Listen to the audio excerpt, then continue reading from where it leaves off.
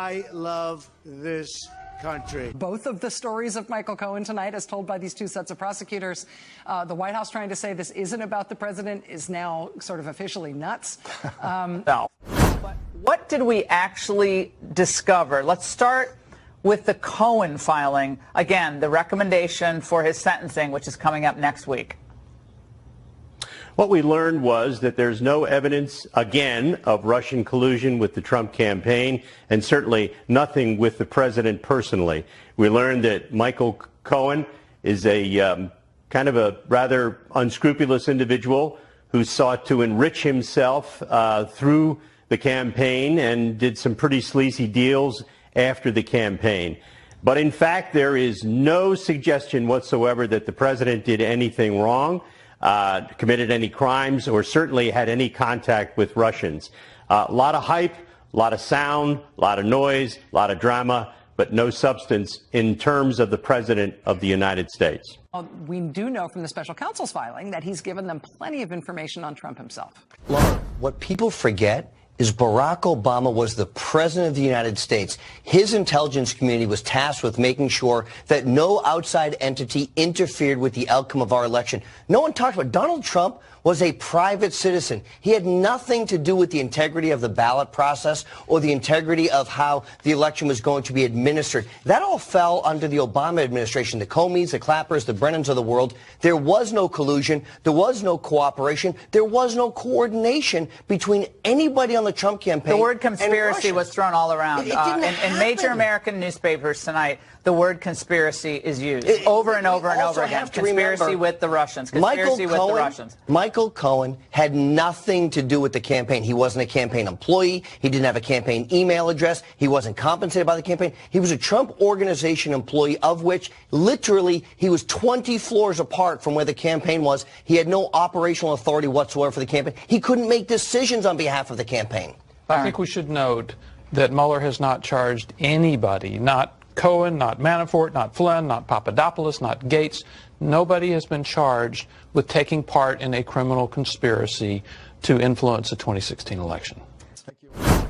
Well, today was actually the second time that Donald Trump was accused of committing federal crimes by federal prosecutors in federal court right here in New York City. Say what?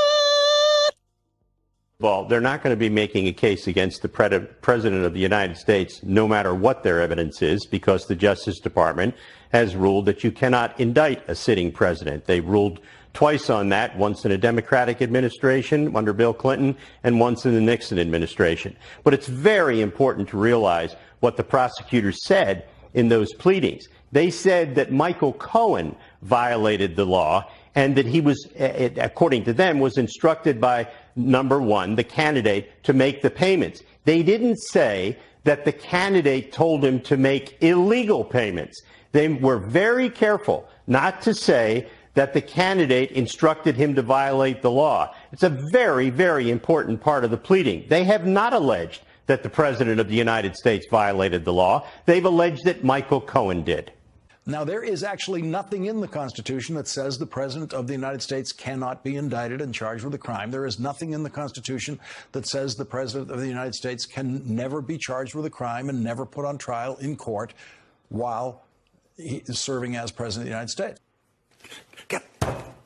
Lines like, the President, Donald Trump, surrounded with a lot of bad guys that have maybe done some bad things in the past, and it doesn't really rise to the level of high crimes and misdemeanors. Aaron Burnett, out front tonight, the walls closing in on President Donald Trump. It's not surprising that Donald Trump is increasing his attacks. The walls are closing in on him. It feels like the walls are closing in on the White House. It feels as if the walls are closing in here. I think the walls of justice are closing in on President Trump. Increasingly desperate, feeling like the walls are closing in. The president clearly feels all the walls closing in on him in terms of the Russia Russia investigation can start to see the walls closing in. He feels the walls closing in on him. Everybody he talks to says the walls are closing in. The walls closing in on him. He knows that the walls are closing in. The walls may be closing in higher up at the White House. Feeling like the walls are closing in around him? Yes. Does it seem like the walls could be closing in on this president? Feels like we are finally at a tipping point. The walls are closing in on President Trump. And that's why there's this sense of the walls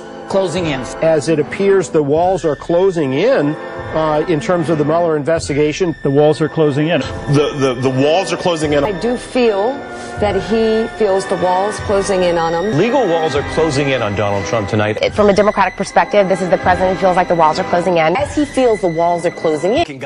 Tom, the walls are closing in. As you say, I'm joking. That's what we keep hearing again and again from the mainstream media. It's merely a relatively recent Justice Department tradition, outlined only in memo form, that says the president should not be indicted. And so the only conceivable reason why Donald Trump has not been indicted as a co-conspirator in the Cohen case is that he won the presidential election, that he conspired with Michael Cohen to illegally effect. If Donald Trump lost the election and federal prosecutors were pursuing this same case, he would be facing exactly the same consequences as Michael Cohen. Say what? Will Donald Trump be the only president in history accused by federal prosecutors of committing federal crimes who does not then face impeachment for those crimes?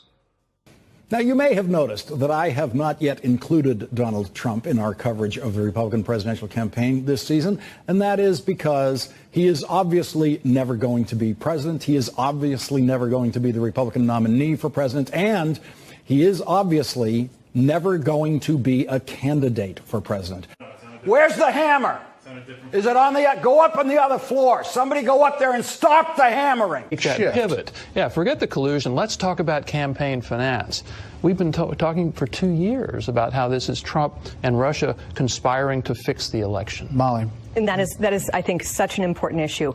The trust of the American people in our law enforcement agencies and whether they can handle when someone who they don't like is elected president and whether that person has the right to run his administration or whether anyone who helped that person will have their entire life gone through. That is something that can be very damaging to the health of the republic. And